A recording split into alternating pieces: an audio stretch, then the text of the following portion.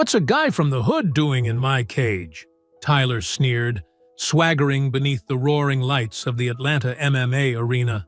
Sweat glistened on his shoulders as he paced, grinning for the cameras, certain he'd crush his opponent fast. Across from him stood Malik Johnson, quiet, composed, eyes steady and unreadable. To Tyler, he looked harmless, just another local from the streets lucky to share a spotlight. What he didn't know was that Malik had been forged in real battles, where mistakes cost lives, not trophies. The bell echoed once. 10 seconds later, Tyler lay silent on the canvas. Before we go any further, comment where in the world you are watching from and make sure to subscribe because tomorrow's story is one you don't want to miss.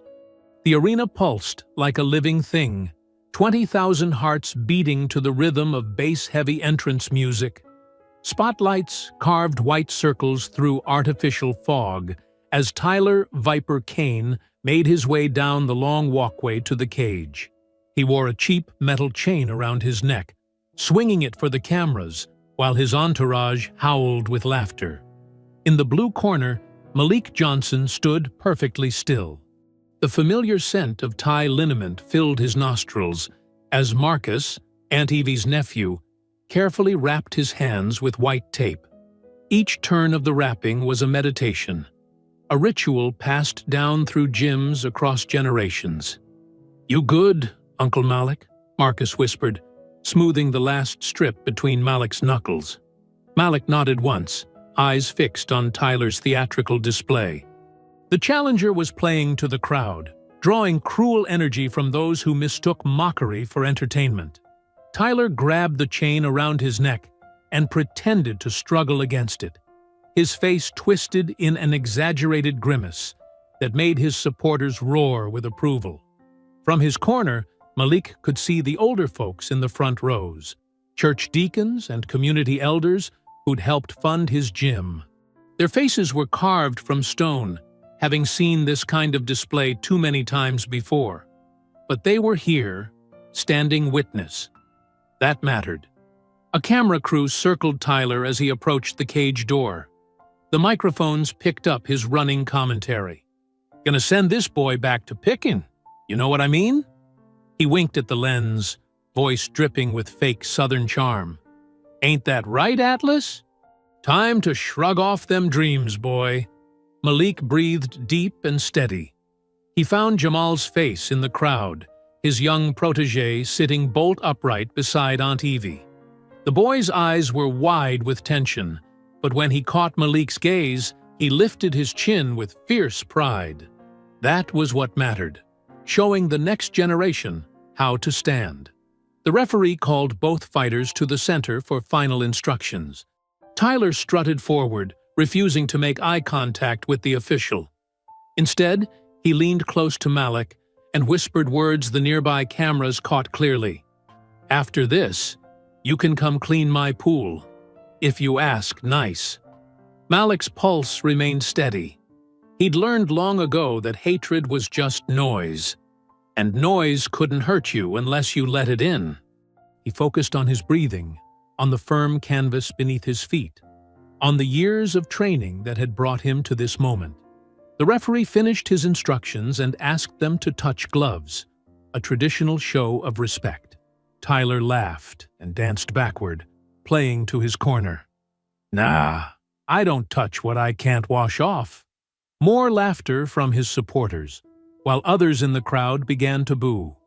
Malik returned to his corner where Marcus waited with the mouthguard.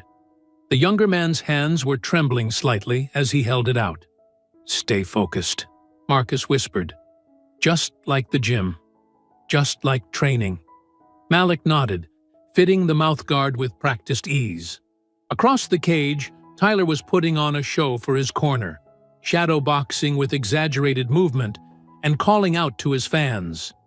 The contrast between the fighters couldn't have been starker. One man trying to turn violence into circus, the other treating it with the gravity it deserved. The bell rang sharp and clean through the arena. Tyler immediately began bouncing on his toes, hands low, chin up. A fighter so convinced of his superiority that he'd abandoned basic defense. He circled the outer edge of the cage, pointing at Malik and mouthing words that didn't need to be heard to be understood. 20,000 voices merged into a wall of sound. "Fight! Fight! Fight!" Malik settled into his stance, shoulders dropping into perfect position, hands raised to protect his chin. Every muscle was relaxed but ready, every breath measured and full. He took a single step forward. Tyler's response was to stick out his tongue and slap his own thigh, like a man calling a dog. The disrespect was calculated, designed to provoke an emotional response. But Malik had spent years teaching young fighters that emotion was the enemy of technique. The crowd's chant grew louder, hungrier. Tyler moved in, still playing to the cameras, still believing this was all just entertainment. He didn't see what Malik's students would have recognized instantly. The slight shift in weight, the almost imperceptible angle of the back foot, the way Malik's eyes focused not on Tyler's face, but on the center of his chest, where all movement began. The first exchange exploded with the sudden fury of summer lightning. Tyler launched forward, all swagger and spectacle, while Malik remained centered in the eye of the storm, ready to answer showmanship with science. The first exchange came like a thunderclap. Tyler lunged forward with a wild overhand right, his form sloppy from overconfidence. The punch whistled past Malik's ear, finding nothing but air. In that split second, Tyler's eyes widened, the first flicker of doubt crossing his face as he realized his mistake. Malik moved with the fluid grace of long practice. He stepped inside Tyler's range, accepting the clinch as Tyler tried to recover his balance. Their bodies crashed together, and Malik's knee drove up sharp and precise into Tyler's ribs. The impact forced a grunt from Tyler's throat, more surprise than pain. They separated, Tyler backing up while trying to play off the hit. "Lucky shot," he sneered, but his voice had lost some of its cockiness. He circled left, pawing with his jab, no longer quite so willing to rush in blindly. The crowd's energy shifted, the bloodthirsty howls turning to murmurs of appreciation as they recognized the technical gulf between the fighters. Malik moved like water, each step deliberate, cutting off Tyler's escape angles without seeming to chase. Tyler threw a looping left hook, telegraphing the punch with a slight shoulder dip that Malik had surely seen in fight footage. Malik slipped it beautifully, letting the punch graze his shoulder before pivoting to land a clean counter to Tyler's liver. The shot was precise, designed to hurt without causing serious damage. "That all you got, boy?" Tyler shouted, but his face betrayed him. A thin sheen of sweat had broken out on his forehead, and his breathing was already labored. The constant movement, the missed punches, and Malik's bodywork were taking their toll. In the crowd, Jamal leaned forward in his seat, recognizing the setup. He'd seen Malik drill this combination 1,000 times in the gym, the way his coach would bait aggressive fighters into overcommitting, using their own momentum against them. Malik lowered his level slightly, a subtle shift that suggested he might be looking for a takedown. Tyler took the bait, dropping his hands to defend against the non-existent shot. That's when Malik struck. The left cross was a thing of terrible beauty. It traveled the shortest possible distance between 2 points, launched from Malik's perfect positioning. The punch carried the weight of years of training, of countless hours hitting pads and bags, of sparring sessions where every detail was refined to razor sharpness. The impact was audible even over the crowd noise, a sharp crack like a branch breaking in winter. Tyler's head snapped back, his body going stiff for a heartbeat before crumpling to the canvas. He fell flat, arms splayed, legs tangled beneath him. Referee Mark Heller jumped between them immediately, waving off the fight. The entire exchange, from first punch to finish, had taken just 10 seconds. The arena went completely silent. 20,000 people held their breath as medical staff rushed toward the fallen fighter. The quiet was so complete, you could hear the scuff of their shoes on canvas, the metallic rattle of their equipment.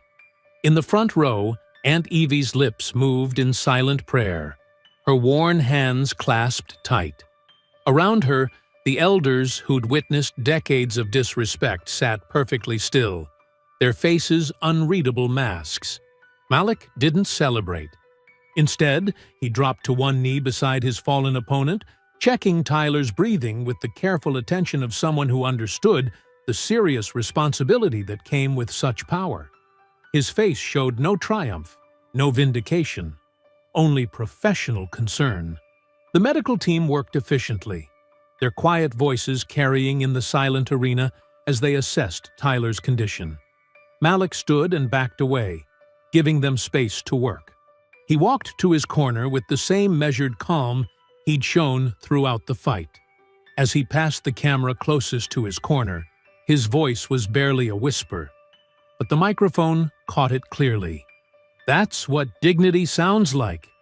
Marcus moved to unwrap Malik's hands, his own fingers trembling slightly with leftover adrenaline.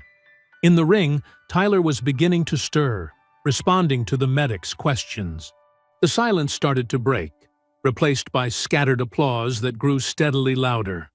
Malik stood perfectly still as Marcus worked, his breathing already returned to normal. He watched the medical team help Tyler to a sitting position, noting the younger fighter's clear eyes and coordinated movements, signs that the knockout, while decisive, had caused no lasting damage. The overhead screens replayed the finish in slow motion. The feint, Tyler's defensive reaction, and the perfect mechanics of the fight-ending punch. Even at quarter speed, the execution was flawless. No wasted movement, no wild swinging, just clean technique delivered with surgical precision. In the front row, Jamal studied the replay intently, his young face serious with concentration. He'd seen that same combination in training, had thrown it countless times on the heavy bag under Malik's patient instruction. But seeing it executed at this level, on this stage, against someone who had tried to turn their sport into a platform for hatred, that was a lesson that went beyond technique. The arena's energy shifted as Malik made his way backstage, the crowd's reactions splitting like oil and water. Some fans stood, applauding with genuine respect, while others booed and hurled insults. Security guards flanked him, their presence more ritual than necessity given his composed demeanor. The concrete corridor felt cooler than the cage, the sounds of the crowd muffling as heavy doors swung shut behind them. Malik's footsteps echoed off the walls, his breathing still steady and controlled. Sweat cooled on his skin as he headed for the locker room, Aunt Evie's nephew Marcus walking slightly behind with their gear bag. Around a corner, voices carried from a service alcove, harsh whispers that didn't match the professional atmosphere of the venue. Malik slowed his pace, not meaning to eavesdrop, but caught by the urgency in the tones. "Fix this now," Rick Devlin's voice hissed, barely contained anger making it shake. "Do you understand what you just cost our sponsors?" The offshore numbers were clear. Referee Mark Heller's response was quieter, nervous. "What do you expect me to do?" It was clean. "Find something, anything. That's what we pay you for, isn't it? Or should I remind certain people about your tab at the Golden Nugget?" Malik continued past without turning his head, but he caught their reflection in a wall-mounted monitor. Devlin's manicured hand gripping Heller's sleeve, the referee's face pale under the fluorescent lights. Marcus touched Malik's shoulder, a silent question in his eyes, but Malik just shook his head slightly. They'd been in the fight game long enough to know some battles weren't worth picking. The locker room door had barely closed behind them when a commission official burst in, clipboard in hand and looking uncomfortable.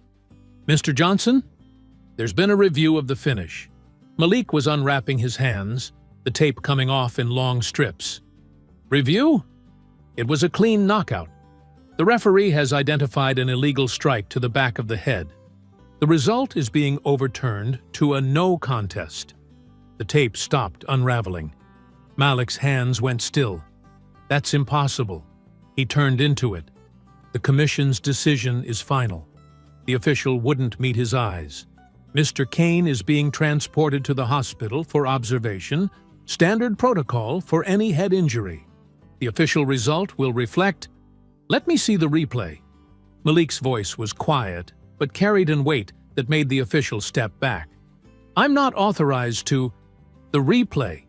Malik stood, his full height making the small room feel even smaller. "Now." The official fumbled with a tablet, pulling up the video feed.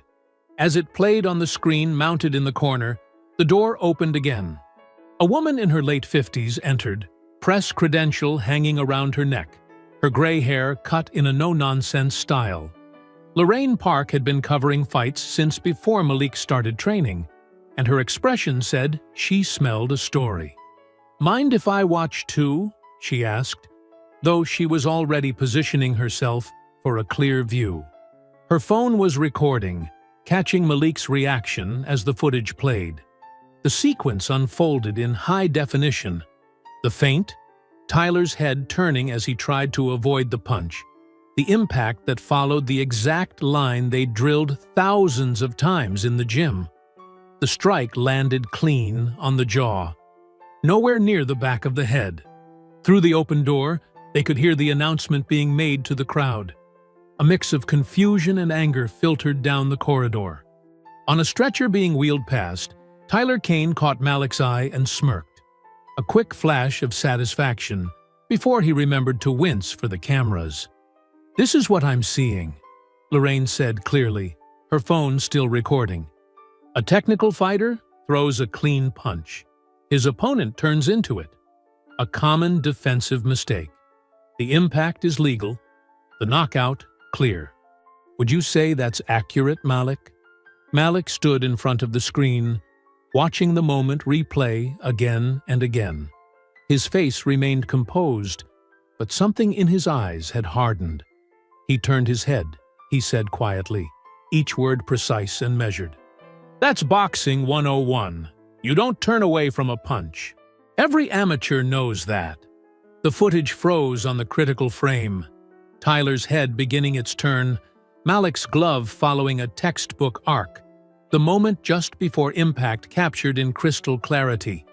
It was the split second that would launch 1,000 arguments, freeze-framed for posterity. Lorraine's fingers moved across her phone's screen, already composing. 2 decades of covering combat sports had taught her to recognize the difference between normal controversy and something darker. The tension in the room, the official's refusal to make eye contact, the timing of the review, it all added up to a story that went beyond a disputed call. Marcus started packing their gear, his movements sharp with suppressed anger. The official backed toward the door, muttering about paperwork and protocols. But Malik just stood there, studying the frozen image like he was memorizing every pixel, every detail of the moment when victory became something else entirely. Lorraine's voice cut through the heavy silence. "Mind if I quote you on that? About turning the head?" Malik nodded once, his eyes still on the screen. The image remained unchanged. A perfect technical punch, a deliberate defensive error, and the beginning of a controversy that would spread far beyond the arena's walls. Dawn crept over Malik's gym, a modest brick building with faded lettering that read, "Johnson Community Boxing." The morning light filtered through dusty windows, catching motes that danced in the quiet air. Malik had been there since 5 a.m., his normal routine unchanged despite the chaos brewing outside. His phone buzzed again, the 20th notification in as many minutes. Each vibration felt like another small tremor threatening to shake his foundation. Marcus, who'd stayed overnight to help clean up, handed him a cup of black coffee. "You need to see this," Marcus said, holding up his own phone.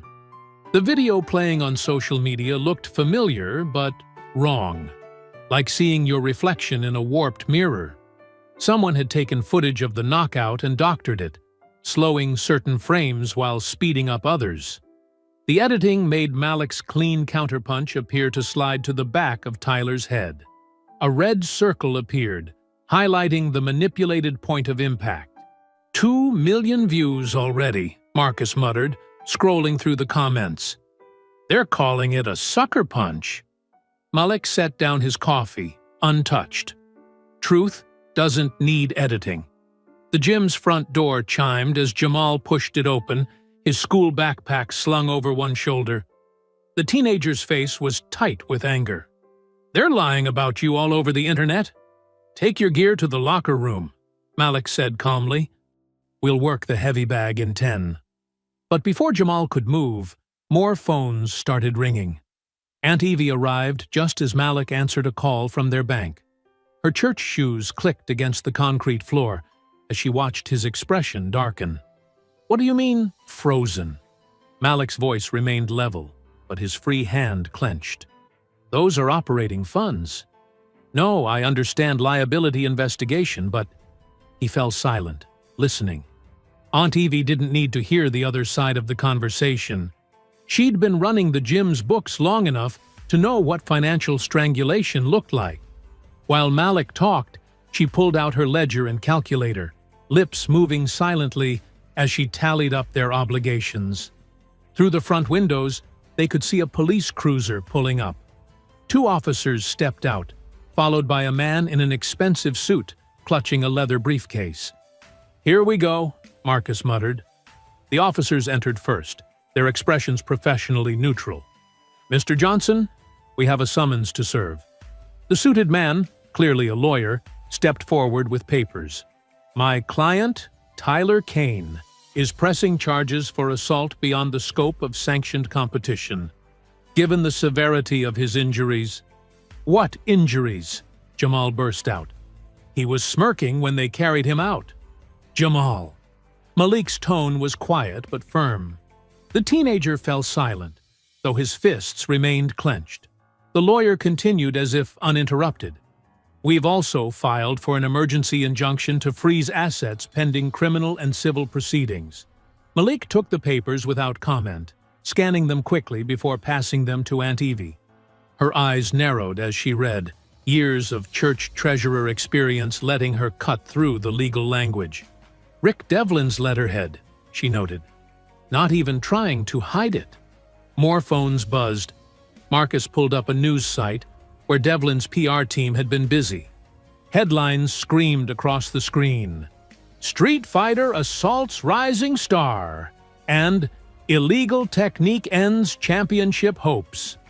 The morning light seemed dimmer now, as if the lies were physically darkening the air. Aunt Evie's calculator clicked steadily. Mortgage, utilities, insurance, equipment payments.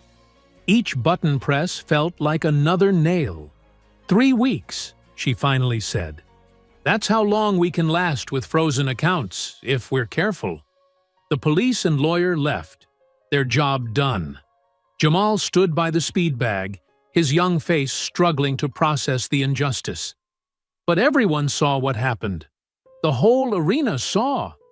Sometimes seeing isn't enough, Malik said, moving to stand beside his student.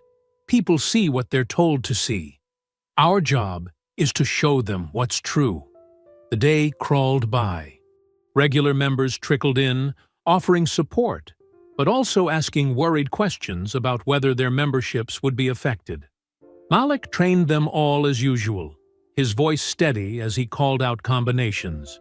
But with each passing hour, the weight of uncertainty grew heavier.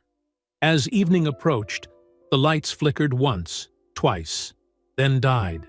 The gym plunged into semi-darkness, lit only by what little sunset made it through the windows. The power company hadn't waited for the grace period to end. In the deepening shadows, Malik moved to the center of the main floor. His hands wrapped out of habit. He began to shadow box. The whisper of his feet on the floor and the soft snap of punches cutting air were the only sounds. Jamal sat on the ring steps, watching his mentor move through the gloom. Aunt Evie stood in the office doorway, her ledger clutched to her chest like armor. Through the window, they could see Lorraine park in her car, speaking into a microphone for her podcast.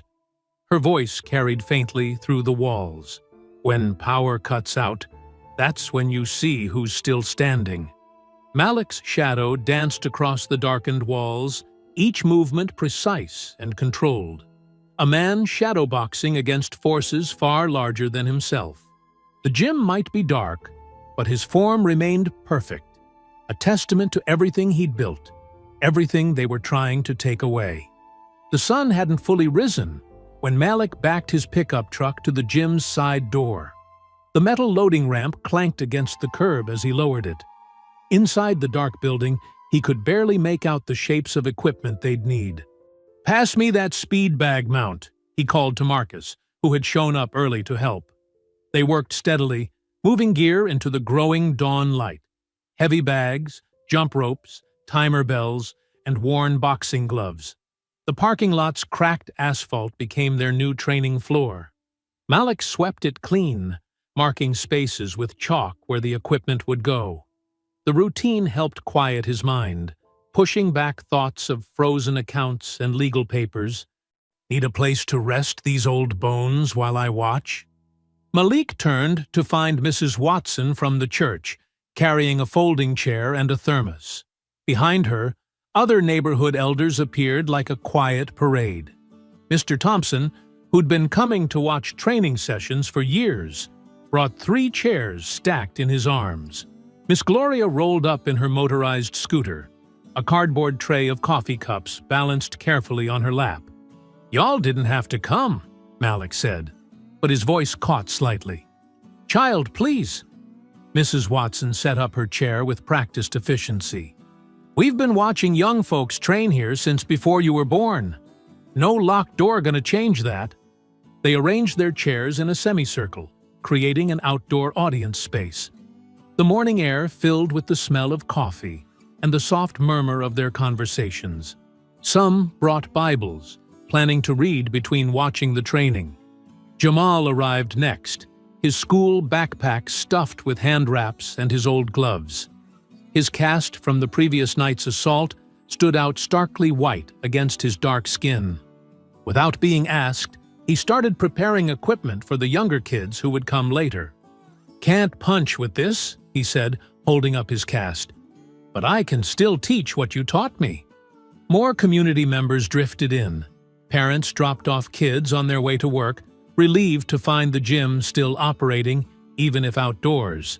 A few brought donuts or fruit, turning the morning into something between a training session and a church social. Lorraine Park's hybrid car pulled up quietly.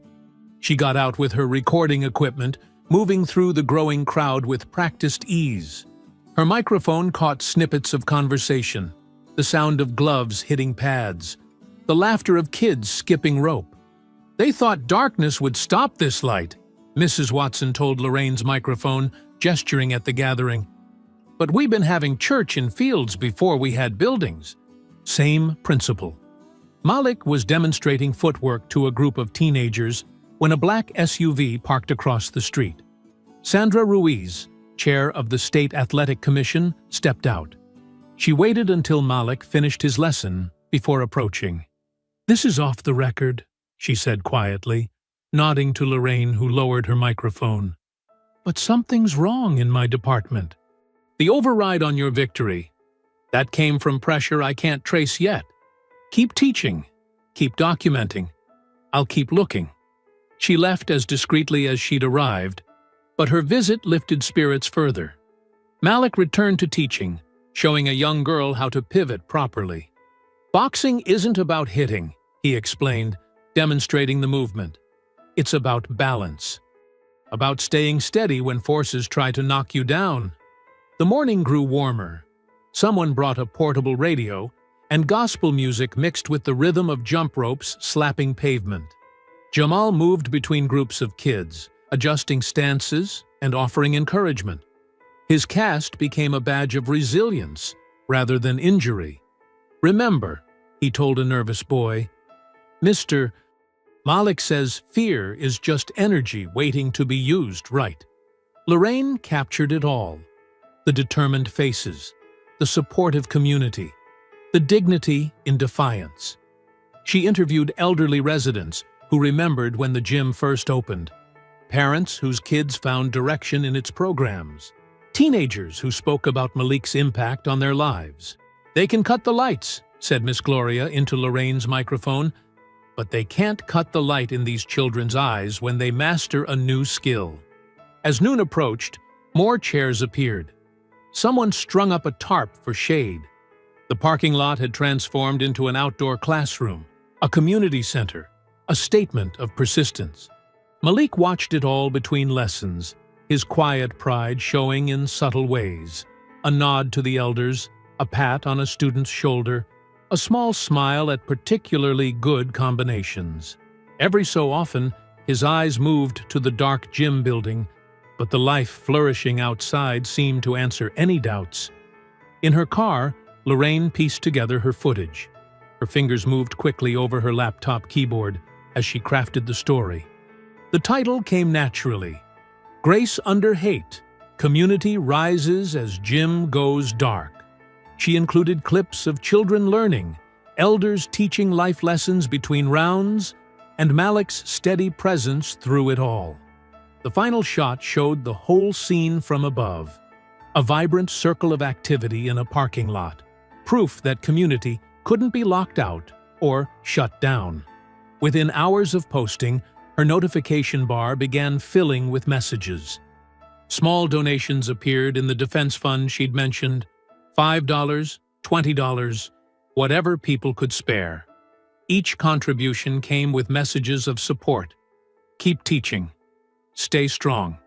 We see the truth.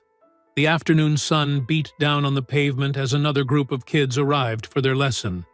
Malik adjusted the tarp for better shade, then returned to the chalk circle he'd drawn for footwork drills. The sound of boxing timers and gospel music drifted out over the neighborhood, a rhythm of resistance, a beat of hope. 2 days after the parking lot revival, Malik pushed a shopping cart through Kroger's fluorescent-lit aisles. The wheels squeaked as he checked his list: granola bars, juice boxes, fresh fruit.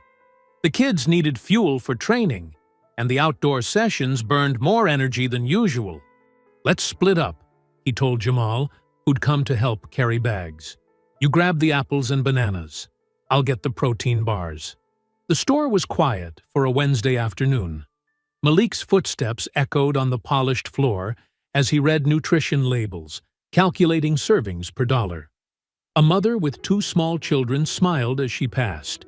She'd brought them to watch training yesterday.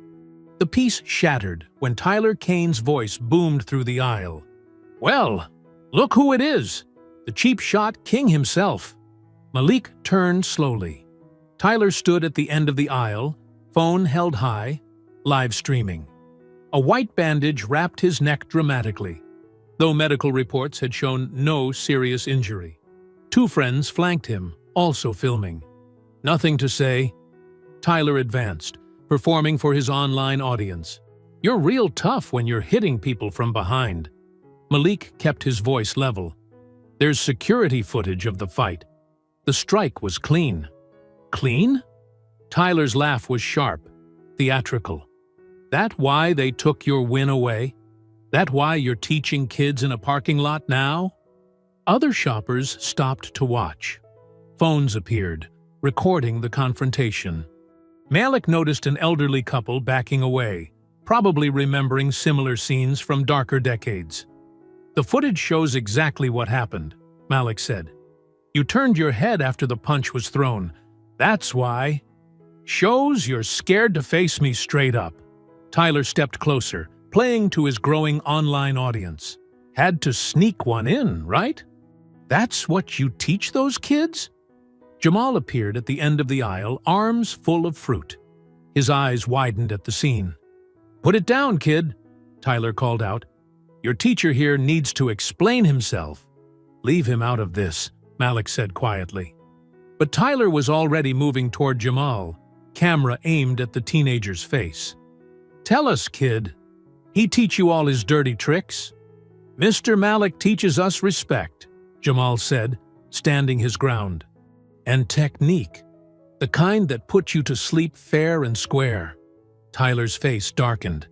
He shoved Jamal hard, sending apples scattering across the floor. The boy stumbled, but caught himself against a display. Malik's hands tightened, but he kept them at his sides. The watching phones recorded his stillness, his measured breath. "Let me explain the technique," he said clearly, drawing Tyler's attention back. "You dropped your right hand after throwing wild. Basic counter-striking. We drill it every day. Your head movement was poor, leaving the jaw exposed.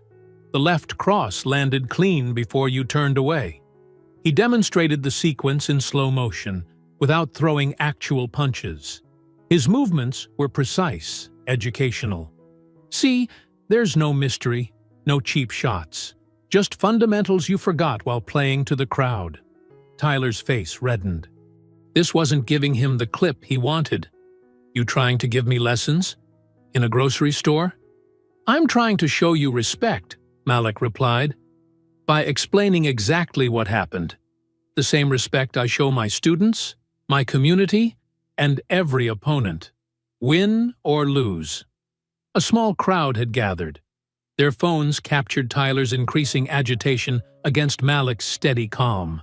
Someone was already uploading. "You think you're better than me?"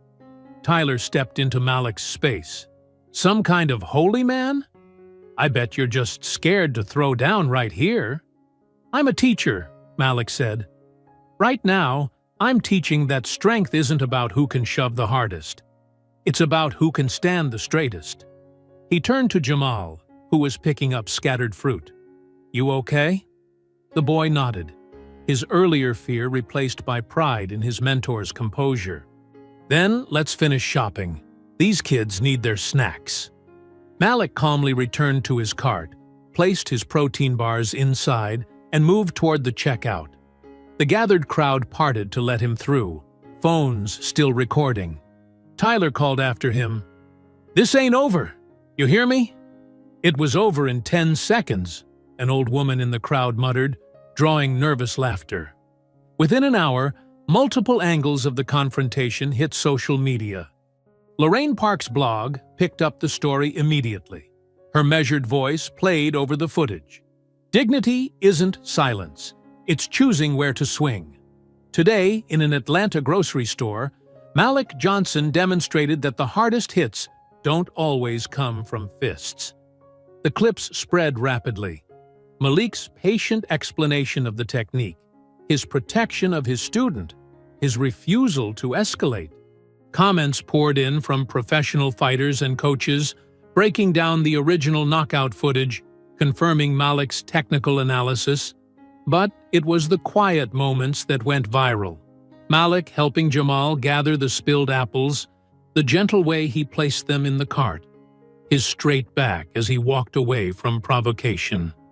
Each new share added to a portrait of composure under pressure. By evening, the Defense Fund saw another surge of small donations. Local businesses offered to sponsor outdoor equipment. A retired judge volunteered legal services. In the parking lot gym, Malik didn't mention the incident. He just taught his evening classes, demonstrated combinations, and reminded his students that true power comes from control. The sun had set, but Lorraine Park's converted garage office blazed with fluorescent light. 3 monitors cluttered her desk, each displaying different financial records.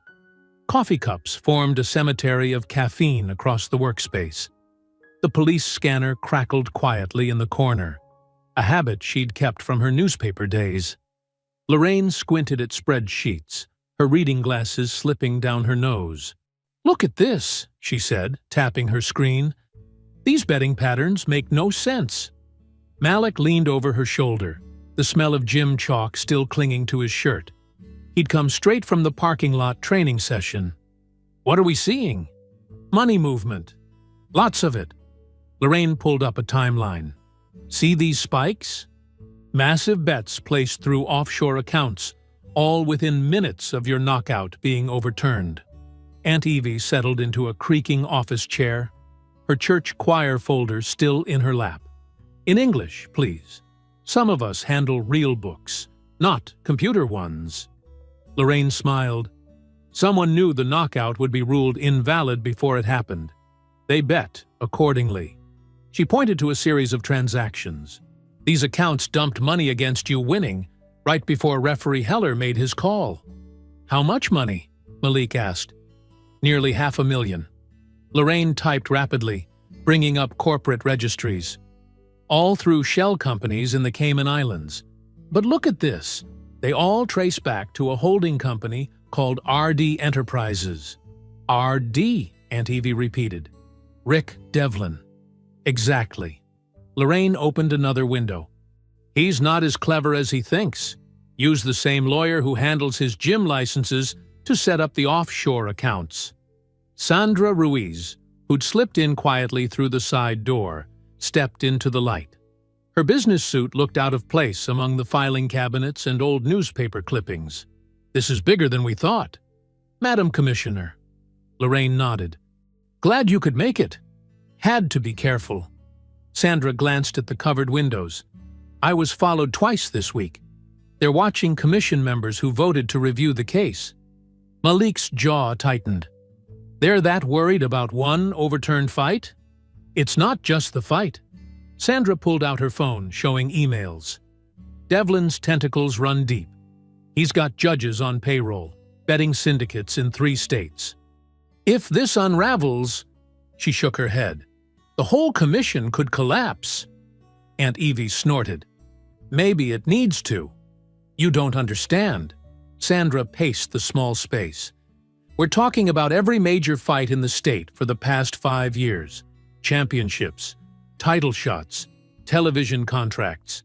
If the commission's credibility dies, so does legitimate fighting in Georgia. Lorraine was still typing. Found something else. Heller, your referee. His house was in foreclosure last year. Suddenly the bank gave him a miracle extension. Guess who sits on the bank's board? Devlin, Malik said quietly. Through another shell company. Lorraine pushed back from her desk. But here's the real problem. We can prove the corruption, but publishing it burns everyone. Clean officials, dirty ones, the whole system. Sandra nodded grimly. Years of legitimate fights would be questioned. Every decision, every ranking. Careers would end. Gyms would close. The sport itself could die in this state.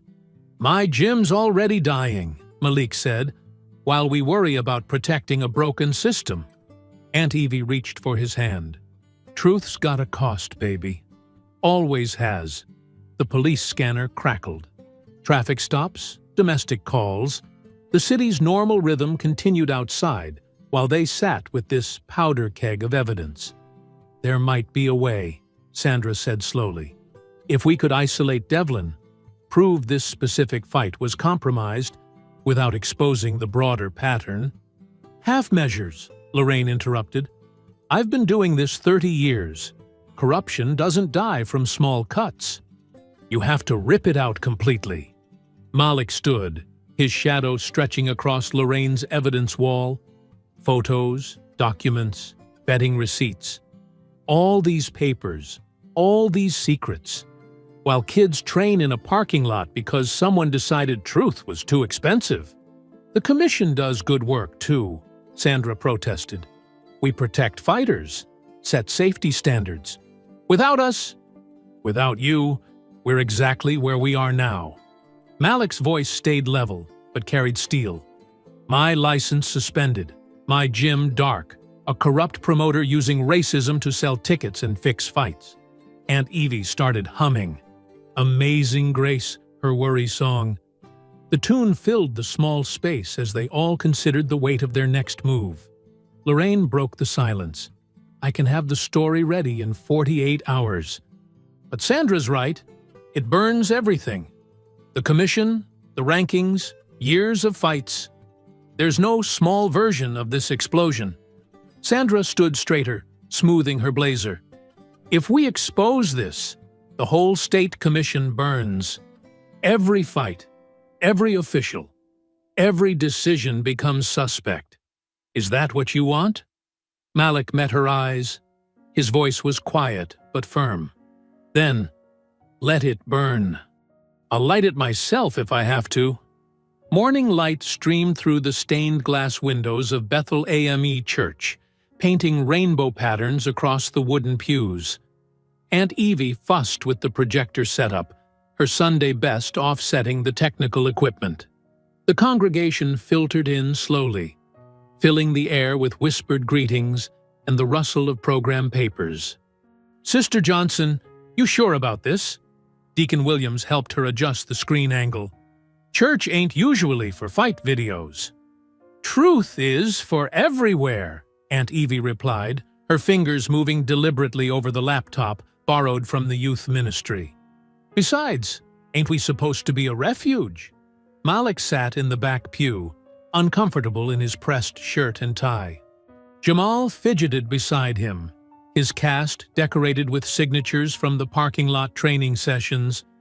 Sandra Ruiz had slipped in quietly, choosing an inconspicuous spot near the side door. Her presence spoke volumes about the morning's importance. Pastor Green approached the pulpit as the organ's final notes faded. Brothers and sisters, before our regular service, we have a matter of justice to address. He nodded to Aunt Evie. Sister Johnson? Aunt Evie stood, her voice carrying that choir-trained authority. Most of you know my nephew Malik. Most of you know what they did to him. But Brother Marcus here, she gestured to a thin man in the third row. He caught something they didn't want seen. Marcus stood, holding up his phone. I was ringside, filming for my daughter. She couldn't make the fight. Never stopped recording, not even during the confusion after. The church lights dimmed. The projector hummed to life, throwing a clear image onto the screen. The footage started shaky but steadied as it captured the fight's crucial moment. There was no commentary, no editing, just raw video from an angle the official cameras hadn't shown. The congregation watched in complete silence as the sequence unfolded. Tyler's wild rush, Malik's defensive stance, the counterpunch landing clean on the jaw, definitively legal, definitively not to the back of the head. Tyler falling, the 10 seconds of silence that followed. Frame by frame, Aunt Evie announced, working the controls. The footage played again in slow motion. No illegal strike, no back of the head, just clean technique and the truth.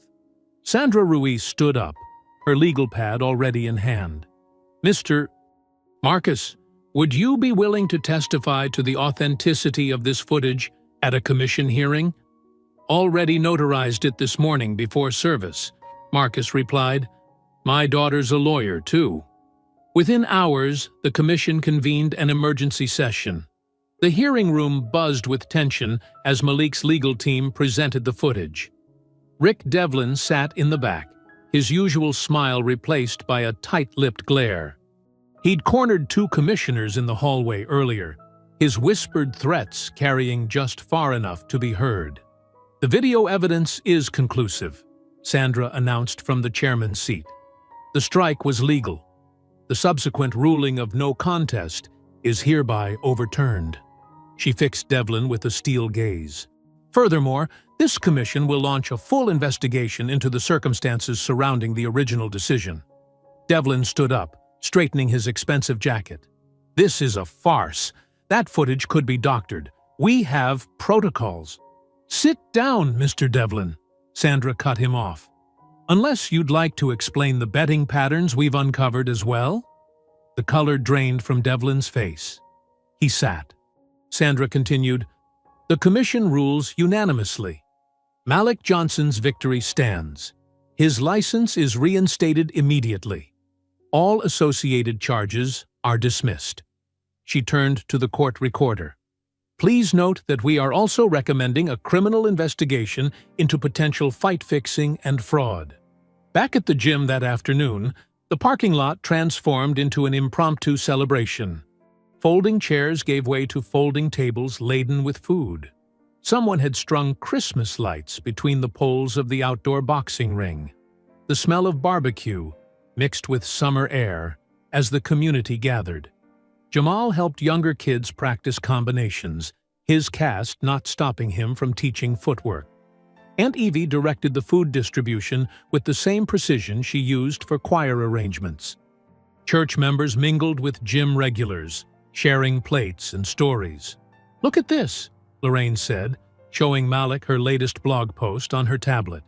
Views are climbing. People are sharing the unedited footage. The truth's got legs now. Malik watched his community celebrate. An old-timer was teaching kids to double dutch between the heavy bags. 2 deacons had set up a chess table near the speed bag station. Music drifted from someone's portable speaker, gospel mixing with hip-hop in a uniquely Atlanta harmony. "Bank called," Aunt Evie announced, joining them with a plate of ribs. "Funds are unfrozen. Bills can get paid tomorrow."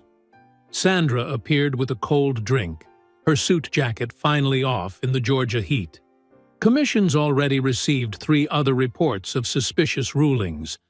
Seems your case broke the dam." "Sometimes that's all it takes," Lorraine said, typing on her phone. "One clear picture, one unedited truth." She showed them her latest post.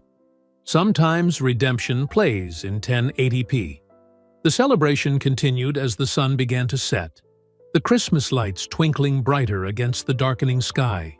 Children practiced their shadow boxing, their movements casting long, hopeful shapes across the parking lot. The smell of barbecue lingered in the warm air, mixing with laughter and fragments of hymns. Neighborhood elders told stories of past struggles and victories, their voices carrying wisdom across generations. The gym's lights blazed bright again, the interior visible through the open doors where new students were already signing up for tomorrow's classes. As evening settled in, the parking lot celebration took on a magical quality. The Christmas lights twinkled against the darkening sky, creating halos around the makeshift dance floor where Aunt Evie was teaching younger kids the electric slide. Her laughter carried across the lot, mixing with the music from portable speakers. Jamal held court near the outdoor ring, his cast now covered in fresh signatures from the party. He demonstrated footwork to a group of wide-eyed kids, moving smoothly despite his injury. "See? It's like a beat," he explained, tapping out a rhythm with his feet. 1, 2, slide, then boom. You're out of trouble. "But what if they're bigger?" a small boy asked, barely tall enough to reach the lowest rope. "Then you're smarter," Jamal replied, demonstrating a dodge. "That's what Coach Malik always says. Smart beats strong every time." The smell of barbecue smoke drifted through the warm air as church ladies manned the grills, arguing good-naturedly about secret sauce recipes. Deacon Williams had set up chessboards on card tables, teaching strategy to teenagers between bites of potato salad. The whole scene felt like a block party mixed with a family reunion. Malik stood at the edge of it all, taking in the sight of his community whole and healing. Sandra Ruiz had loosened her tie and rolled up her sleeves, deep in conversation with Lorraine about commission reform. Church elders shared plates of cobbler with gym regulars, swapping stories about Atlanta's changing neighborhoods. His phone buzzed in his pocket. The number wasn't local. "This is Malik Johnson," he answered, stepping away from the music. "Mr. Johnson, Jack Martinez from National Fight Productions." The voice was crisp, professional. "Got a minute to talk business?" Malik moved further from the crowd, finding a quiet spot near the gym's side door. "I'm listening." "That church footage is everywhere. Clean shot, clean win. The public's demanding a proper rematch." Martinez paused. "We want to make it right. Primetime slot, neutral venue, full promotional push." "I'm not interested in circus shows," Malik replied. "No circus. This is about legacy." Papers rustled on Martinez's end. "We're offering a 7-figure purse. Winner's share goes to fund youth centers across Georgia. Full transparency on officiating. Your choice of corners." Malik watched Jamal demonstrating jabs to the kids, his cast not slowing his enthusiasm. He thought about all the other Jamals in other neighborhoods, looking for somewhere safe to learn and grow. "The commission?" Malik asked. Sandra Ruiz helped draft the contract. Every rule spelled out, every official vetted. Tyler's already agreed to the terms. Through the gym's open door, Malik could see the wall of photos. Fighters who'd trained here, kids who'd found their way. His father's old boxing gloves hung in a place of honor, still protecting dreams after all these years. "Send me the paperwork," Malik said. "My lawyer reviews everything first. You'll have it within the hour." Martinez sounded pleased. "This is going to be huge, Mr. Johnson. A real chance to change things." Malik ended the call and rejoined the celebration. Aunt Evie had graduated from electric slide to soul train, a line of dancers snaking through the parking lot. The Christmas lights cast moving shadows as people laughed and stepped in time. "Good news?" Lorraine asked, notebook already in hand. "Could be." Malik accepted a plate of food from a church lady who wouldn't take no for an answer. "National Promotion wants to do it right this time." Before Lorraine could press for details, phones started buzzing throughout the crowd. Tyler had posted a video, his face still showing traces of the first fight. "Round 2, Atlas," he sneered into the camera. "This time no cheap shots, just pain. Let's see how you handle real pressure under those bright lights." The video ended with Tyler shadow boxing, each punch thrown with theatrical menace.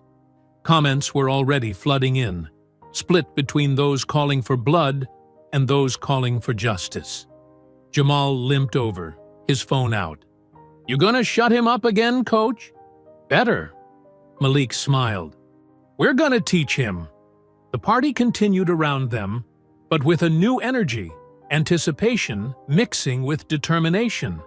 Aunt Evie led another line dance, this one moving like a victory march. Sandra and Lorraine huddled with local activists, already planning coverage angles. The chess players discussed strategy with new intensity. Inside the gym, Malik found a quiet moment. He took down his father's old fight photo. Young man in boxing stance, fists raised against a world that didn't want him to win. The picture had hung there so long the wall behind it was lighter than the rest. Malik pulled a fresh thumbtack from Aunt Evie's office supply drawer. He moved the photo higher, more prominent now, where everyone coming through the door would see it. His father's eyes seemed to watch the room, guarding all the dreams stored in this space. "This time, we finish it right," Malik said to the photo, touching the frame once before heading back to the celebration. The party stretched into the night, stars competing with Christmas lights. Jamal taught combinations to a new group of kids, their shadows sharp against the parking lot pavement. Aunt Evie's voice rose above the music, leading a chorus of amens and laughter. The Marriott conference room felt sterile and cold, all beige walls and fluorescent lighting. Malik sat straight back in an uncomfortable chair, studying the contract spread across the polished table. His lawyer, Mrs. Chen, flipped through the pages with careful fingers, while Rick Devlin lounged across the table, playing with his gold watch. "Everything's standard," Devlin said, his smile too wide. "Just need your signature, and we can start promoting the biggest rematch Atlanta's ever seen." Aunt Evie stood behind Malik's chair like a sentinel, her church hat casting a shadow over the paperwork. She'd insisted on coming, saying she didn't trust Devlin's smile. "Any further than I could throw him." Mrs. Chen's finger stopped on page 17. Her face tightened. "Mr. Johnson, there's something here you need to see." Malik leaned forward as she pointed to a dense paragraph buried in the contract's middle. The language was technical, but its meaning was clear. The fight would use Devlin's choice of referee and venue. If Malik refused these terms or withdrew from the match, he'd forfeit his gym as collateral. "You can't be serious." Malik said, looking up at Devlin. Just ensuring commitment from both parties. Devlin spread his hands. Tyler's already signed. He's very eager to prove the first fight was irregular. The fluorescent lights hummed overhead. Malik could feel his heartbeat in his temples, slow and steady like a countdown. This is predatory, Mrs. Chen said. The commission has already approved the terms. Devlin's smile didn't waver.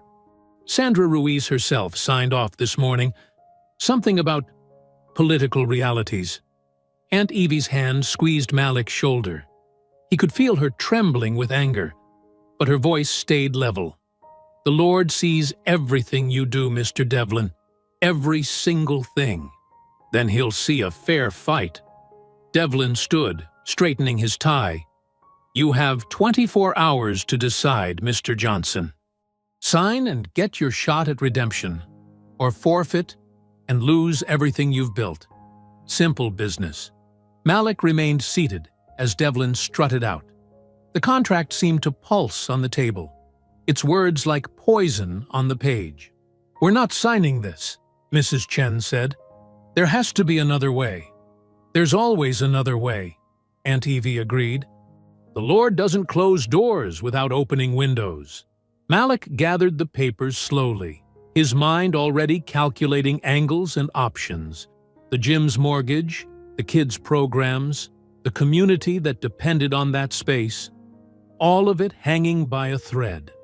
They rode the elevator down in silence.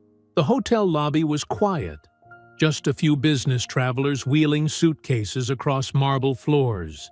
Outside, the evening air had turned cool, carrying the first hint of fall. I'll start research tonight, Mrs. Chen said, tucking the contract into her briefcase. There might be precedent for challenging these terms. Do it, Malik nodded, but quietly. We don't want... His phone buzzed. Unknown number. He answered, hearing panicked breathing. Coach? It was Marcus, one of his teenage fighters. You gotta come quick. It's Jamal. They jumped him at the bus stop. Malik's world narrowed to a tunnel. Where? Ponce and Highland. He's hurt bad, Coach. They broke something. Malik was running before Marcus finished speaking. Aunt Evie called after him, but her words were lost in the rush of blood in his ears. The bus stop was 6 blocks away. He covered it in minutes, his dress shoes slapping against concrete. The scene hit him like a body shot. Jamal sat on the curb, cradling his right arm. Blood dripped from his nose onto his favorite Hawks jersey.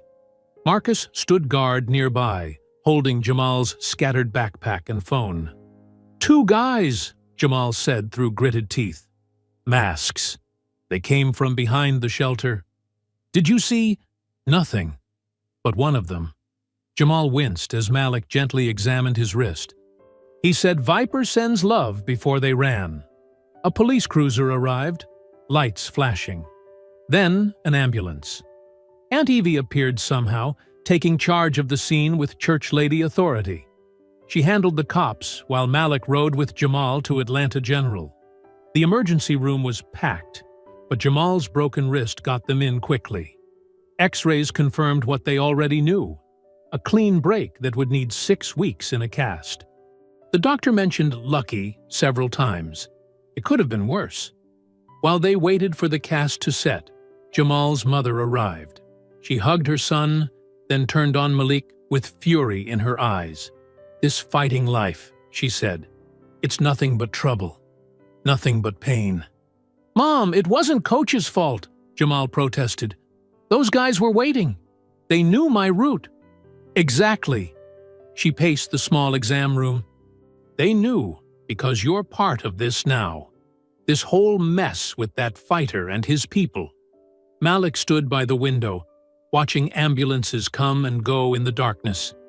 Each flash of their lights illuminated his reflection.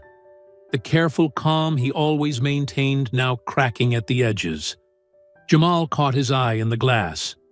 I'm not quitting, Coach. This just proves they're scared. The nurse returned with casting materials in Jamal's chosen color, gym blue. As she worked, Malik pulled a chair close to the bed. He took Jamal's good hand, feeling the teenager's fingers grip tight. "They think I'll break before bell time," Malik said quietly. "They're wrong." The morning sun crept through the gym's windows, casting long shadows across the empty mats. Malik stood at his office desk, staring at the contract that seemed to mock him with each passing second. The sound of the front door opening made him look up. Jamal walked in, his right arm in a blue sling that matched the gym's colors. Dark circles under his eyes showed he hadn't slept much. Neither had Malik. "Shouldn't you be resting?" Malik asked, his voice gentle. "Can't sleep anyway." Jamal shrugged his good shoulder. "Mom's been crying all night. Keeps saying I should quit." Malik pulled out a chair for him. The metal scraped against the floor, echoing in the quiet gym. "Maybe she's right. Don't you start, too."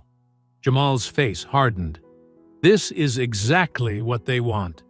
Before Malik could respond, Aunt Evie bustled in carrying her oversized purse and a Tupperware container. The smell of her famous cornbread filled the small office. "Lord have mercy, you both look like you've been hit by a truck." She set the container down and pulled up another chair. "When's the last time either of you ate?" Neither answered. Aunt Evie clicked her tongue and started unpacking breakfast. Her movements were precise, but Malik could see the worry in her eyes.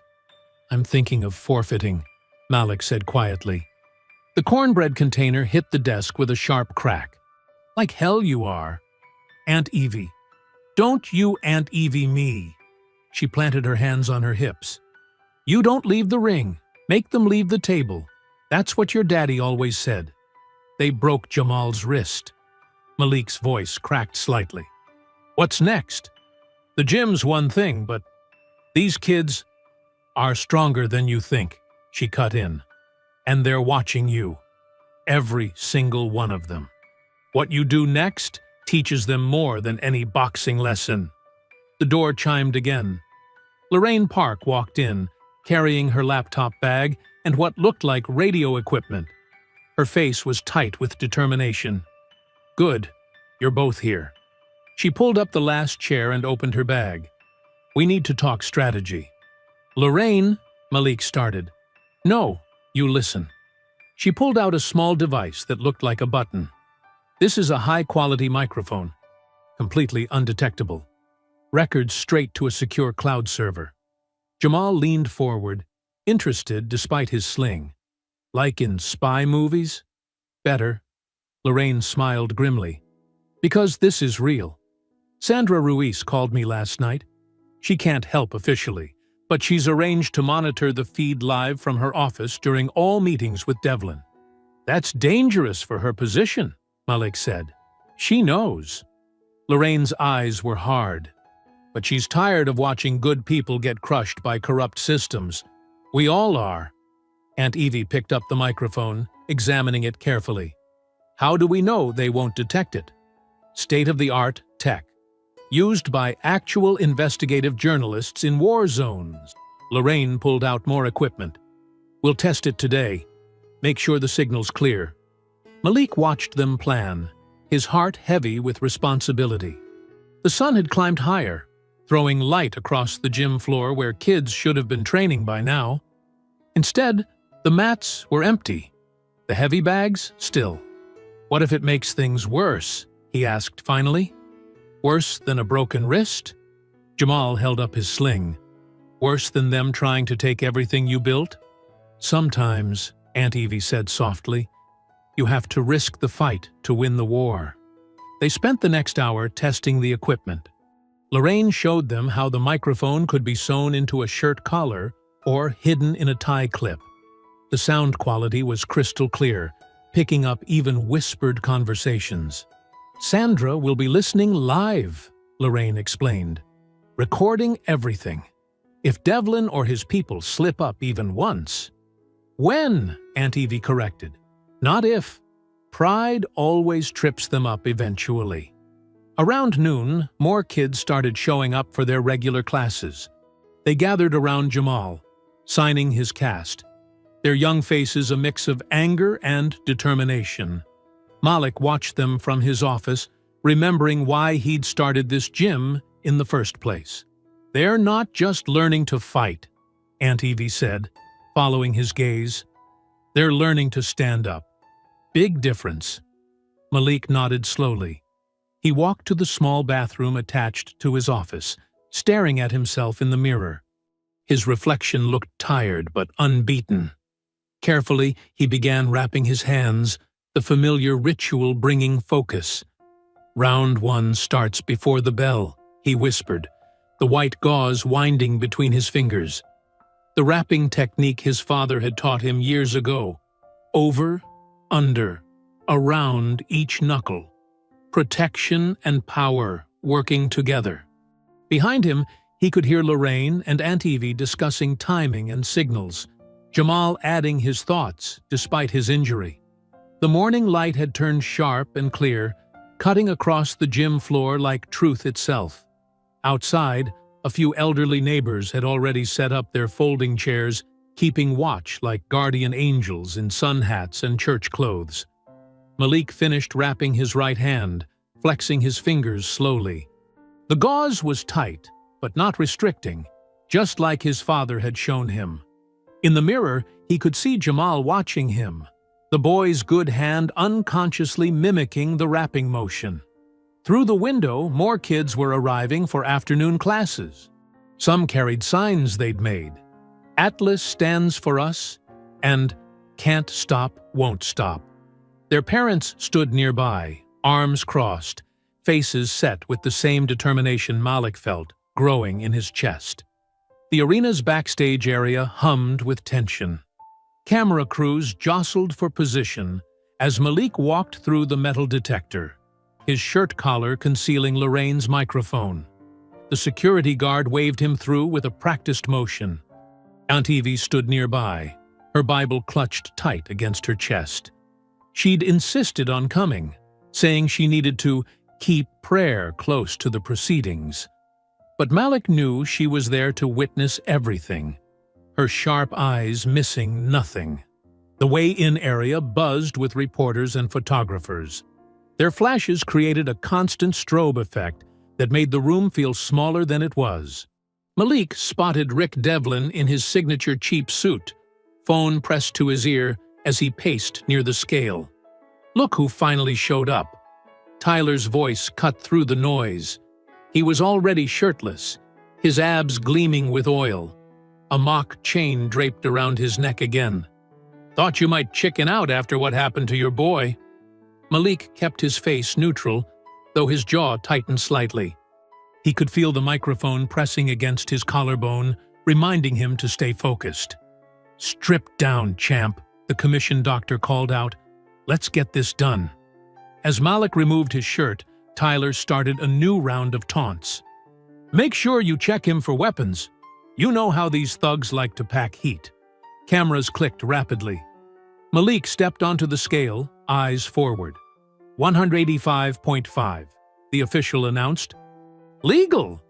Bet that's the first legal thing he's done all year," Tyler sneered, drawing nervous laughs from his entourage. In the corner, Lorraine pretended to check her phone while adjusting her recording equipment. She gave Malik an almost imperceptible nod. The feed was working. Devlin's voice carried clearly as he continued his phone conversation. No, everything's set. Heller knows the score." He walked closer to where Malik stood. "Trust me, the odds are locked. We've got this under control." Tyler bounded onto the scale next, flexing for the cameras. 186 even, called the official. "See that?" Tyler grinned. "I make weight clean, unlike some people who probably had to spit out their gold teeth." Malik remained silent, his stillness making Tyler's antics seem increasingly desperate. Several reporters shifted uncomfortably, their pens hesitating over notepads. "What's wrong, Atlas?" Tyler pressed, stepping into Malik's space. "Cottonmouth got your tongue?" Aunt Evie made a small sound of disgust, but Malik's expression didn't change. He could see Devlin still on his phone, now speaking in more hushed tones about guaranteed returns and smart money. The promoter's photographer called for the face-off. As Malik and Tyler stood chest to chest, the challengers' act grew more frenzied. "Tomorrow night, boy," Tyler hissed, quiet enough that only Malik and the hidden mic could hear. "I'm gonna make you wish you stayed in your hood." Malik met his eyes steadily. "You still don't understand what this is about, do you?" "Oh, I understand plenty." Tyler's smile turned ugly. "I understand you're about to learn your place." "No," Malik said softly. "Tomorrow, truth walks out of that cage." Something in his tone made Tyler's smile falter slightly. Behind them, Devlin wrapped up his phone call. "Don't worry about the commission. Heller's got more riding on this than anyone. The fix is solid." The photographers called for one last shot. As the flashes popped, Lorraine caught Malik's eye and mouthed silently, "We got him." Devlin approached the fighters, his face gleaming with fake concern. "Now, boys, let's keep this clean. We want a good, fair fight tomorrow." He laughed nervously as he said it, the sound hollow in the crowded room. Malik noticed a thin sheen of sweat on the promoter's upper lip. Aunt Evie stepped forward, her Bible still clutched tight. "Oh, it'll be fair, all right. The Lord always makes sure of that." The room started to clear out, reporters hurrying to file their stories. Tyler's entourage led him away, still shouting insults over his shoulder. But they sounded weaker now, like air leaking from a punctured tire. Malik gathered his shirt and began to dress. The microphone had captured everything, every threat, every slur, and most importantly, every incriminating word from Devlin's phone call. "You okay?" Lorraine asked quietly as she passed by, pretending to check her notes. Malik nodded once. He could feel the weight of tomorrow pressing down, but it felt different now. The truth had mass of its own. Aunt Evie touched his arm gently. "Remember what your daddy used to say about men who talk too much? They're usually trying to convince themselves," Malik replied, a small smile touching his lips. The last cameras were being packed away. Devlin stood by the exit, still making calls, his voice getting more agitated with each one. He kept glancing at Malik, then looking away quickly. "Your boys' cast coming off soon?" Lorraine asked as they walked toward the door. "Next week," Malik said. "Doctor says it healed clean."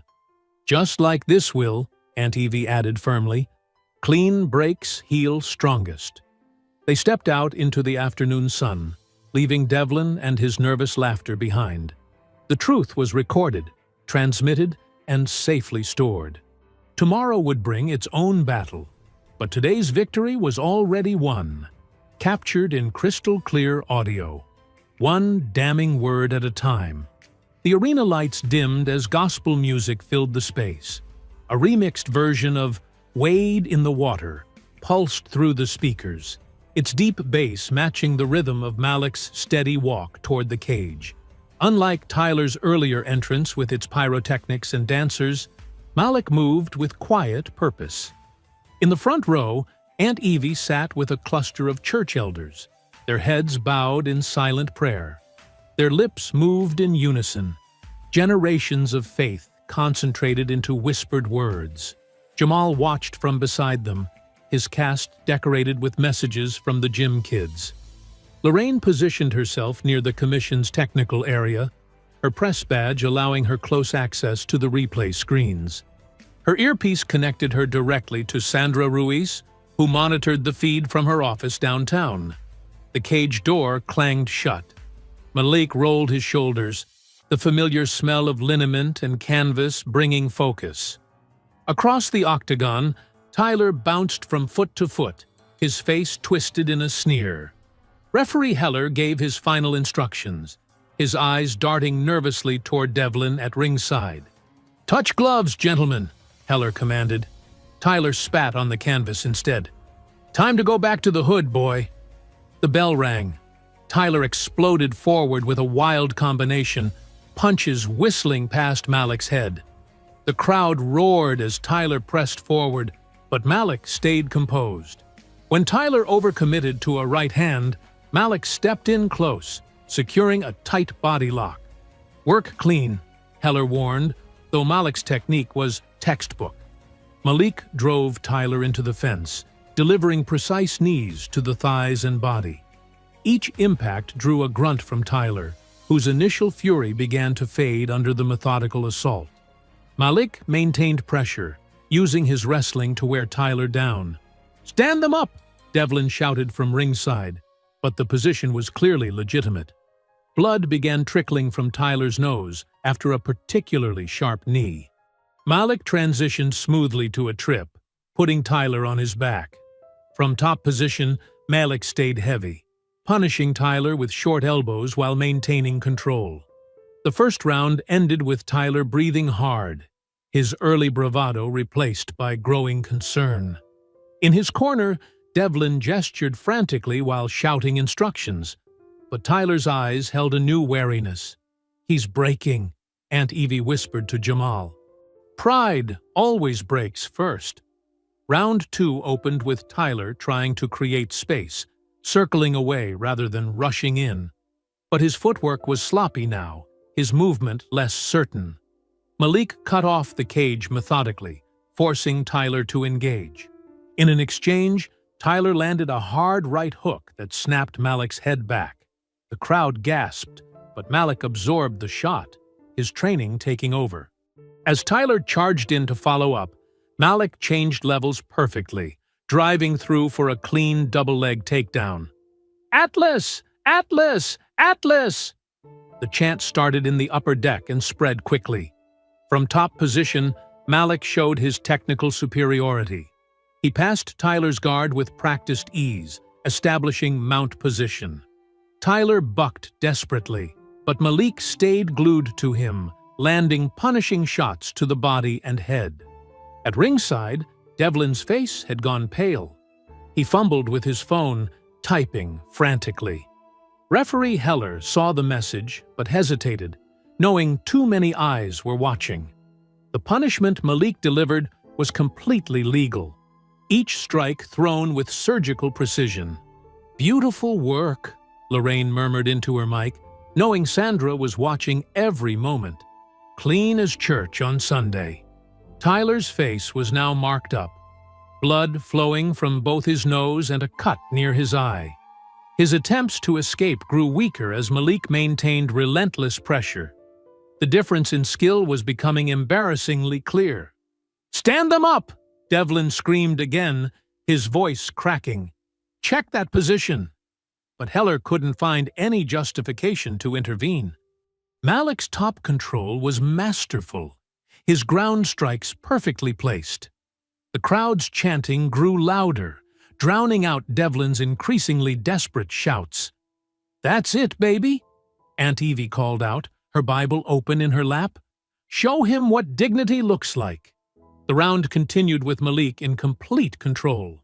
Tyler's corner looked worried, their fighter's aura of invincibility crumbling under Malik's methodical assault. The difference between Tyler's social media persona and the reality in the cage was stark. Lorraine caught Sandra's signal through her earpiece. Everything was being documented. Devlin's frantic messages, Heller's hesitation, the clear legitimacy of Malik's dominance. The truth was being recorded in real time, both in video and in the growing realization spreading through the arena. As the second round drew to a close, Tyler was saved by the bell. He struggled to his feet, his face swollen, the mock chain long since discarded. Malik walked calmly to his corner, where Aunt Evie's nephew waited with water and wisdom. "See how quiet he's got?" the cornerman whispered as he wiped Malik's face. "That's fear replacing foolishness."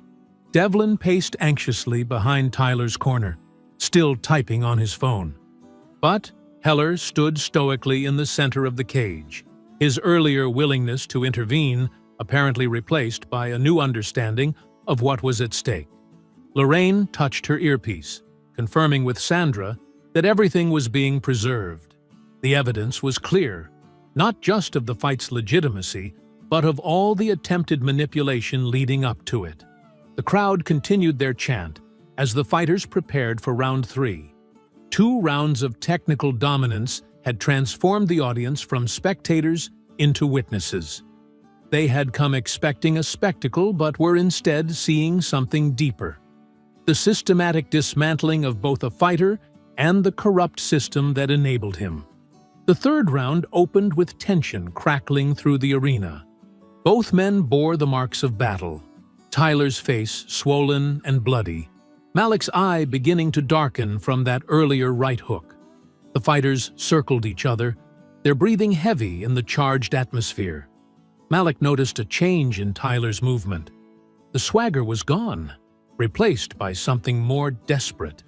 Tyler's eyes darted between Malik and his own corner, where Devlin's frantic gestures had become increasingly agitated.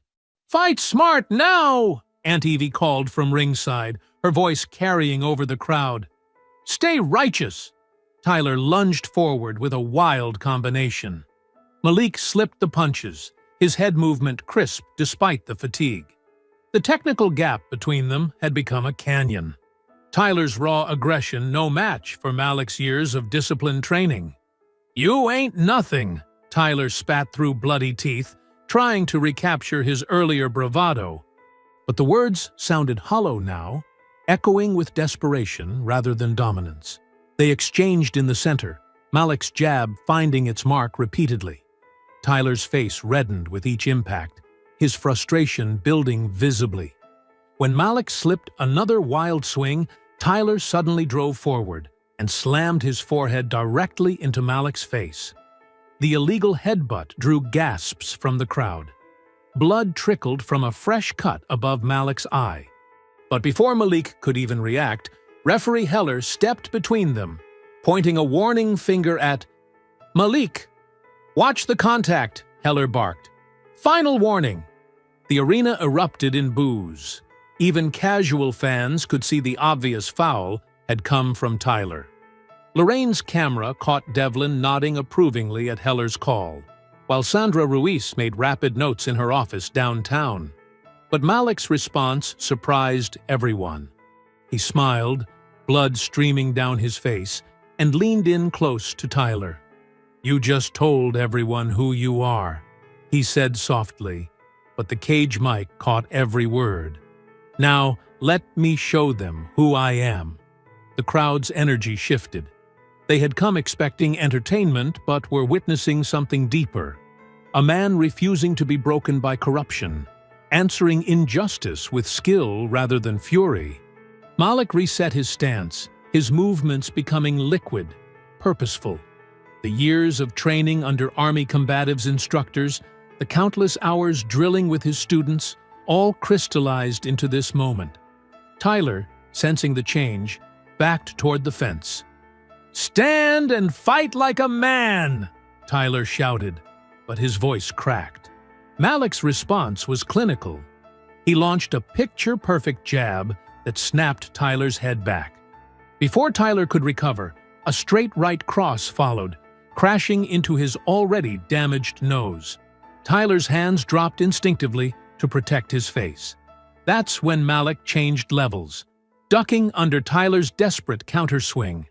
The movement was beautiful in its efficiency. No wasted motion, no telegraphing.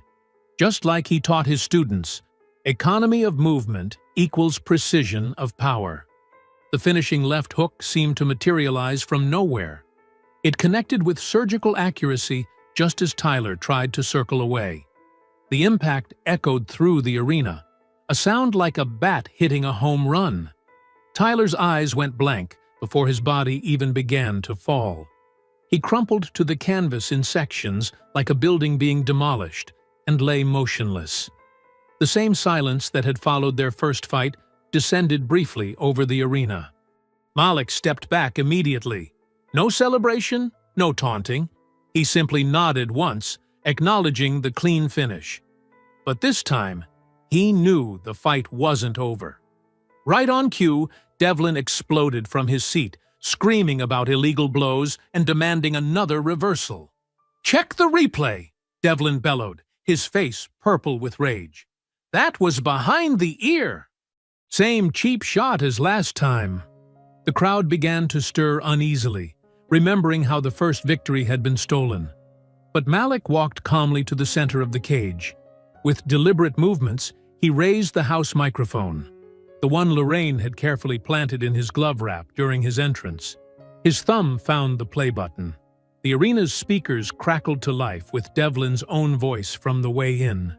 "Don't worry about the odds. Heller's ours. We'll get the call we want, just like last time. The fix is in." The sound quality was perfect, every damning word crystal clear. The arena erupted in shock and outrage. Devlin's face drained of all color as his own words echoed back at him. He looked wildly toward the exits, but Sandra Ruiz was already storming toward the cage with venue security in tow. "Richard Devlin!" Sandra's voice cut through the chaos. "The commission needs to speak with you. Now." Heller backed away from the scene, trying to become invisible. But there was nowhere to hide. Not from the cameras, not from the truth, not from justice that had finally caught up to them all. Tyler was being helped to his feet by the medical team, consciousness returning along with the realization that his career was imploding. The manufactured image, the protected record, the racist taunts used to sell tickets, it was all crumbling under the weight of recorded truth. Aunt Evie stood in her seat, tears streaming down her face as she applauded. Around her, the crowd's reaction transformed from shock to understanding to full-throated approval. They had witnessed not just a knockout, but the exposure of corruption that had festered too long in the sport. Malik remained in the center of the cage, still composed, still dignified. Blood mixed with sweat on his face, but his eyes were clear and focused. He had won not just with his fists, but with truth as his strongest weapon. 2 weeks after the explosive rematch, cameras crowded the courthouse steps.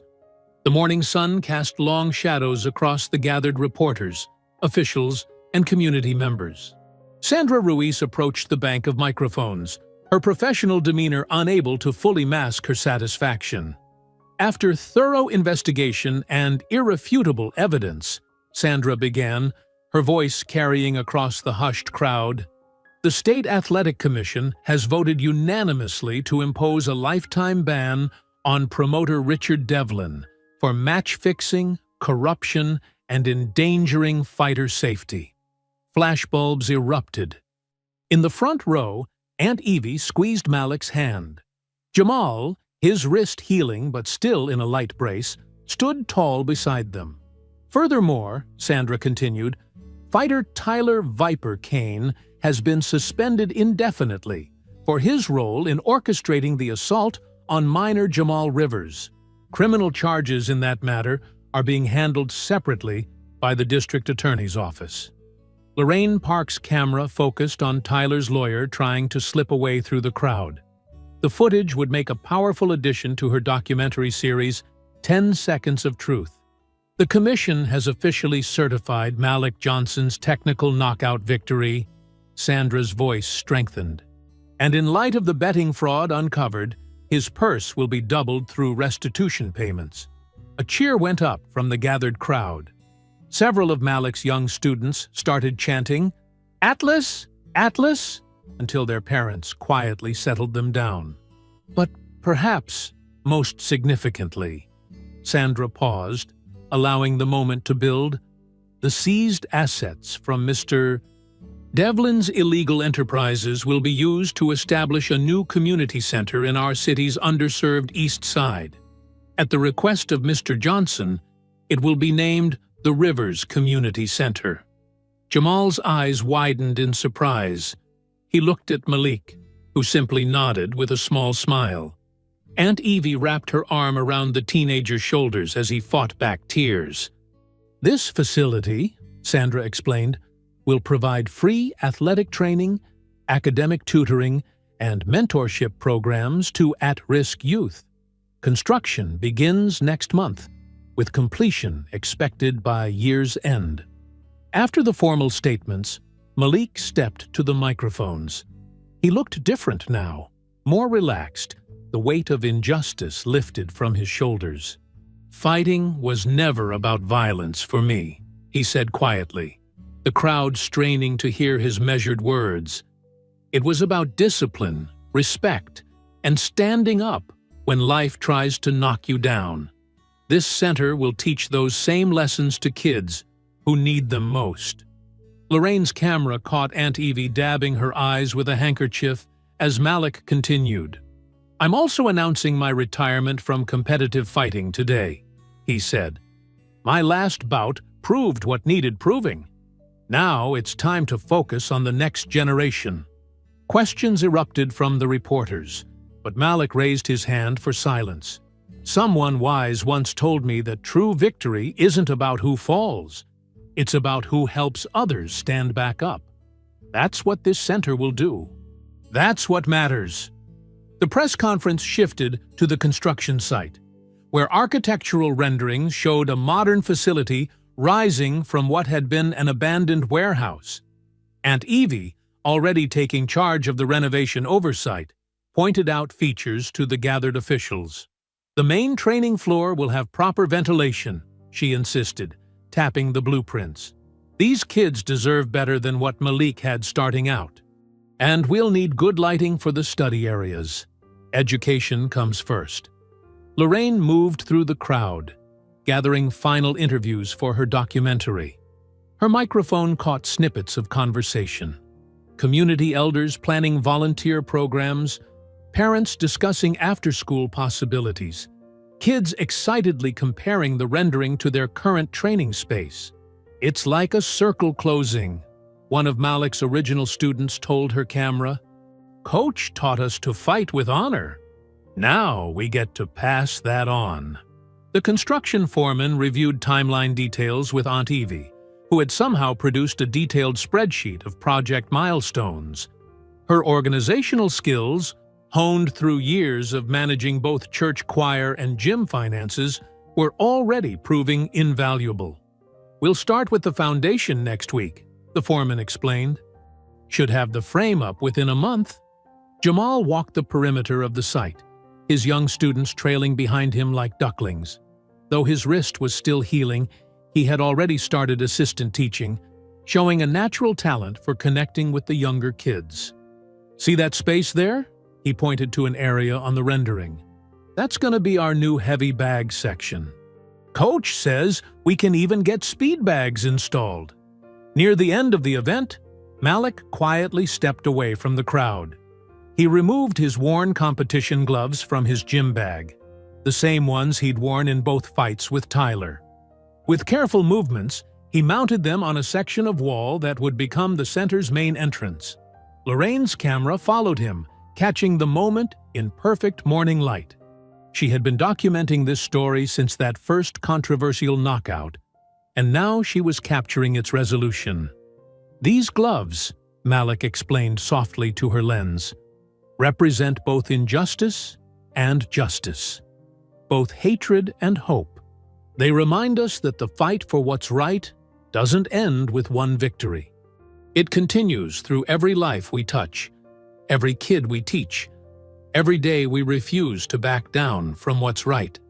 The morning sun strengthened, filtering through the old warehouse windows that would soon be replaced. On a temporary mat laid out for the occasion, Jamal was already working with several young students, showing them proper stance and footwork. His wrist brace didn't seem to slow him down at all. Malik watched them train, coffee cup warming his hands, a quiet smile on his face. Lorraine's camera caught his expression as she recorded her final narration. "Justice doesn't ring a bell. It rings out forever." I hope you enjoyed that story. Please share it with your friends and subscribe so that you do not miss out on the next one. In the meantime, I have hand-picked 2 stories for you that I think you will enjoy. Have a great day.